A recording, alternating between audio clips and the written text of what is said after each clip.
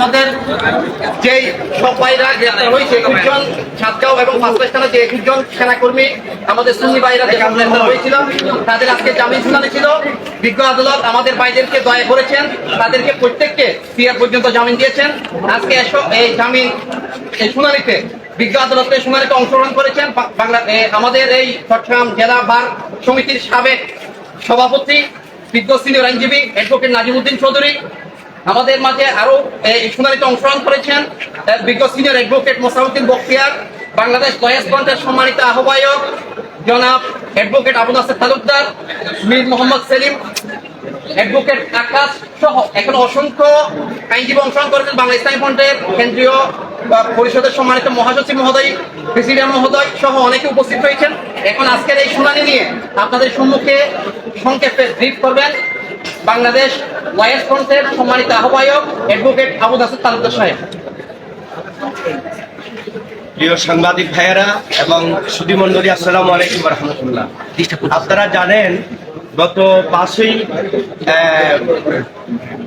মে অনাকাঙ্ক্ষিত একটা ঘটনা হয়েছে মুরাদপুর এবং বহদ্দারহাটে। সেটাকে কেন্দ্র করে চান্দগাঁও থানায় একটা মামলা হয়েছে, যেখানে আমাদের আহলে সুন্নাত ওয়াল জামাতের আকীদাপন্থী আমাদের মাওলানা, আমাদের ছাত্র ভাইয়েরা 9 জনকে গ্রেফতার করে ফরওয়ার্ডিং করা হয়েছিল। এরপরে পাঁচলাইশ থানায় আরেকটা মামলা দিয়েছেন আমাদের 12 জন আসামি, সবাই কিন্তু জামিয়া আহমদিয়া সুন্নি আলিয়া মাদ্রাসার স্টুডেন্ট ছাত্ররা। এদেরকে যে ধারায় মামলা দিয়েছেন ওটা নিয়েই আমরা মুসিবত, আসলে কোনো প্রকার অপরাধ হয় নাই, স্পেশালি কোনো কিছুই এরা করে নাই, কোনো বংশুর, কোনো ফিজিক্যালি কোনো রিকভারি সেখানে ছিল না, কোনোটা এফআইআর এজাহারের বর্ণনা একই ছিল। আমরা ইনশাল্লাহ বিগত দিনে এরা রিমান্ড চেয়েছিল, সেখানে আমাদের লার্নেড ম্যাজিস্ট্রেট সেটা রিমান্ডটা নামঞ্জুর করেছেন। আজকে আমরা মাননীয় মহানগর দায়রা জজ আদালতে আমরা মিসকেস করেছি, ফৌজদারি মিসকেস। সেখানে এই পাঁচলাইশ থানার মামলায় 12 জন এবং চান্দগাঁও থানার মামলায় 9 জন। আমাদের মাননীয় আদালত দয়া করেছেন, বিবেচনা করেছেন, উনি ন্যায় বিচার করেছেন। আমাদের ভাইয়েরা অগণিত এখানে লার্নেড আমার প্রিয় অ্যাডভোকেট ভাইয়েরা অংশগ্রহণ করেছেন আজকের শুনানিতে। আমি সবাইকে ধন্যবাদ, মোবারকবাদ জানাই। আমাদের সংগঠনের মহাসচিব সহ প্রেসিডিয়াম মেম্বার সহ রাজনৈতিক নেতৃবৃন্দরাও এসেছেন, ওনাদেরকেও আমরা ধন্যবাদ জানাই। আমাদের কর্মী ভাইয়েরা এবং গার্ডিয়ান ভাইয়েরা যারা এসেছেন সবাইকে ধন্যবাদ, মোবারকবাদ জানাই।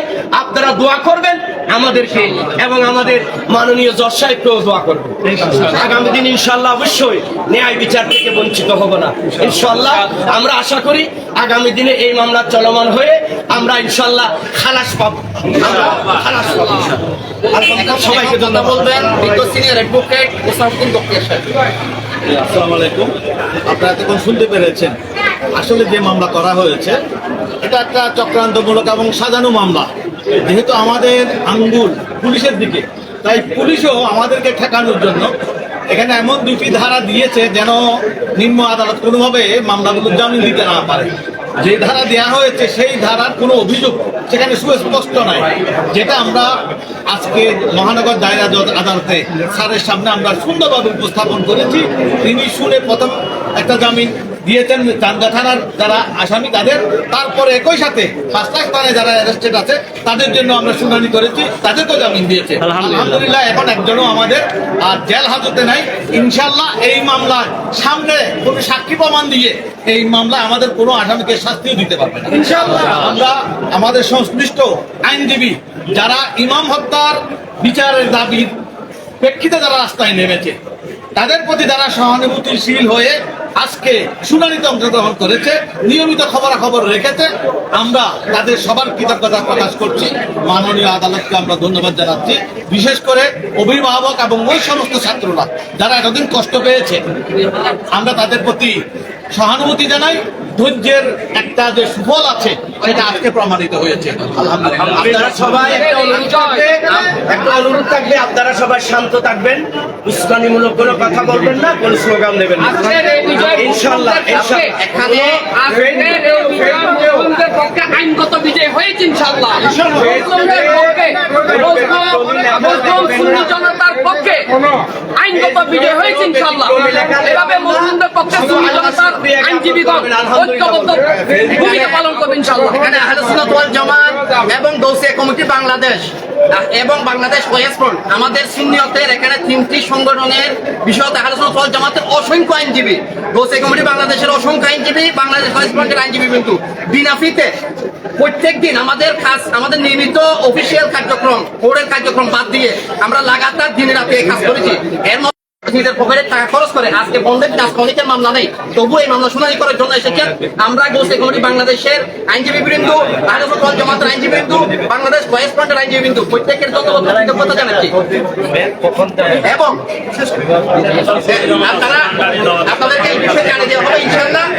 আপনারা প্রত্যেকে শান্ত থাকবেন, আমাদের বাইরে খুব শীঘ্র বের হয়ে আসবে, আপনাদেরকে আমরা অফিসিয়াল ভাবে জানিয়ে দেবো কি কাজ করতে হবে না করতে হবে। এখানে কোনো টাকা পয়সা দিতে হবে না, কোনো ফি দিতে হবে না, সম্পূর্ণ ফি দলের পক্ষ থেকে বহন করা হবে। ধন্যবাদ। জামিননামা দিতে হবে, জামিননামা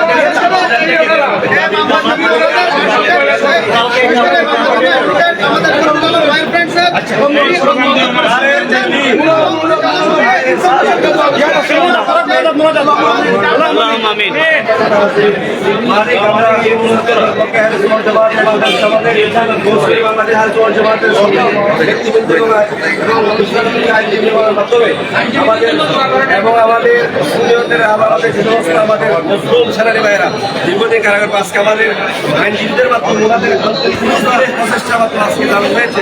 আমরা ওনাদের সুক্রিয়া আদায় করছি, বিশেষ করে জজের সুক্রিয়া আদায় করছি। মালিক আমরা যারা আমাদের এই আন্দোলন এবং এই হকের উপর ভবিষ্যৎ থেকে আমরা বাকি সিদ্ধান্ত বাকি সমস্ত কার্যক্রমে আমরা জড়িত হয়ে এবং একত্র করে